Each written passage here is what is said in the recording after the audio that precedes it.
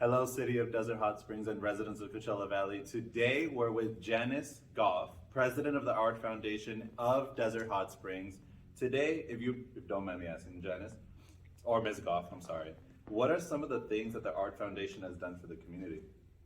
We've done many things. We get the young people to be in the parades, the holiday parade. Every year we have a contest for the young ladies, who will be the queen of Desert Hot Springs. Okay. And her court, and that's one party. And then they will attend the parades, and we do the Date Festival parade in Indio. We have done it, well, not during COVID, but we did. Right. We've done it years. And we also put together fundraising events. Just recently, we helped put together the Halloween party here at Desert Hot Springs Spa and Miracle Springs, which was just absolutely, I can't even tell you how proud I am of how wonderful this thing turned out for the kids, because our whole focus for our foundation is to do things for the youth of our community and for the artists. And the kids came to this thing. I will bet there were 1,000 children here. Wow. And they got a lot of candy, and they had a great time, and they saw movies, and it was just a great evening. So I'm very happy that turned out so successfully. That's amazing. And just with all that being said, what are some of the names of the people that have helped you throughout those kind of events? Well, on our board, my long-term friend, Javier Soto, he's vice president of the Art Foundation. And Javier brings in, when we have events, he gets donations, for raffle prizes and things, because he's lived here most of his life, so he knows a lot of people. Right. And then we have our assistant, Gabriela Soto Gonzalez, and she is the secretary treasurer. We have Gabriela Franco Felt, who is in charge of activities for the youth, and she has some famous daughters that are kickboxing experts and have gone to the nationals and the Olympics. And then we have Adam Sanchez, who is director of operations, and he has done a phenomenal job in getting us into some places I was unaware of, but we put together a wonderful golf tournament not long ago out at the Willows. Big success. And Ernesto Gutierrez from Cathedral City, the mayor there, he joined us for that. He brought people. It was just, things are falling together now, and I'm so happy to say that we're getting more people, wonderful people to work with here. Right, that's amazing. So if you don't mind me asking, how many years has this been in operation? Well, we started 8 years ago, and we have always supported the artists. We have some wonderful artists here. In fact, when COVID happened, I helped bring in $300,000 to our artists, which was unemployment. Most of them didn't realize they were unemployed. Really? It doesn't ring home. Oh, I can't show my art any place right now. But it helped them get along, and that was a wonderful thing. And we do shows occasionally for our artists too. So anyway. Got you. So you said 8 years. 8 years ago, what caused you to start the Art Foundation in the first place? Well, a lot of it was hearing the stories in the city about how the kids here needed to do something. They needed to, we needed art. Of course, I've always been passionate about arts and travel all over the world to different museums and things to see artists, but my passion was, I was on the art commission at the time, and we had very little money. The city had very little money at that time, So we had to be kind of creative to get things going, but Right. we did do several things, and having the nonprofit helped us a lot too. So So, if you don't mind me asking, what were some of the things you had to do in the beginning to get some momentum to get the foundation to where it is today?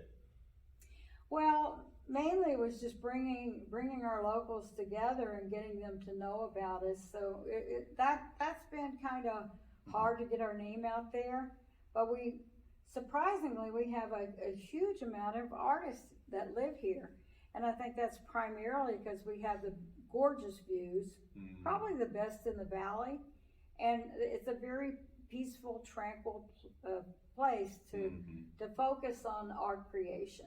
Right. That's amazing. So I heard this, and I just want to see if it's true. I heard that the Art Foundation is actually responsible for bringing some of the first pieces of art to Desert Hot Springs. Is that true?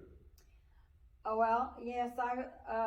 When I was on the art commission, we had only like 5,000 maybe in that art commission to use. So Right.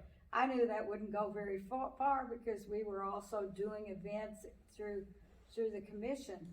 So I got the art donated through an artist named Simi Daba, and he gifted us 8 sculptures that are in the center divides in the city. He's a metal sculpture, which is perfect for our city because metal doesn't decay. Oh yeah. In the heat. So I've had seven sculptures donated there. Then Roger Hopkins, out of they're known as the rock artist, out on Dillon Road, he donated some of his sculptures. Recently we did Bajan Medulla. He created the Cabot Zerkta sculpture that's at City Hall. He's one of our local sculptors. Wow.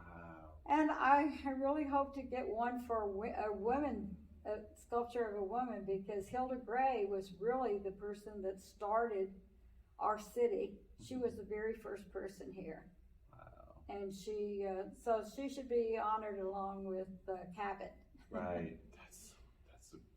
That's insane to think about. Like a lot of people don't think about all that, like what it took to get the Art Foundation to where it is today, and what role art plays in bringing a community together. So that's amazing that you shared that. But if I want to see how you answer this, but if any, what kind of mottos or philosophies do you follow as a foundation, or in other words, like what does the foundation stand for? If that, in simple words, I guess. Simply, I think is to create a exciting city where people want to come, where we have great art to see, things to do. I think as we build the arts here, other companies will come in here and establish businesses. Right. And that has kind of been an obstacle for the city over the years because, a lot of big companies go according to average household income, and ours has been lower. But I think that we've got a lot of things going for the city right now. We're going to see it change, and we'll get more people here supporting the arts. And at one time, no one wanted to go to La Quinta, so they got all the arts, and then everybody wanted to go there. So we hope to do that same thing here. Amazing. So, if you don't mind me asking, for those that may be interested in like donating towards the foundation, if they were to ask like where do the donations go, what would be your response? Generally, they all 100% of that doesn't go for the people that volunteer work or anything. It all goes to pay for the events that we do, and supplies, just general operating expenses. Okay. But Mr. Sanchez really got us a great deal when we did that golf tournament, which turned out fantastic. You know, I was kind of nervous on that one, but anyway, we're going to continue doing that again because it turned out very successful and people had a great time. Amazing. So if I were to ask you, what is the main goal of the Art Foundation, and what, I don't know, I hope this question makes sense, but what role does art play in that? Whatever the main goal is for the Art Foundation, and what role does art play in that? Whether it's art of a painting nature, or if it's physical art where we have, you know, children competing for their goal, it's basically getting them involved in something that if you've got dreams, and that's what art does, it makes you more creative. It creates people that are much more happy with themselves, and also I think those things will reduce crime in the city too, because you know it's they have something to do here. Right. Perfect. Well, that's all the questions I had for you. Thank you so much for your time, Mrs. Gough. Thank you. I had a pleasure talking to you, and thank you so much for sharing a little bit about your Art Foundation. Thank you.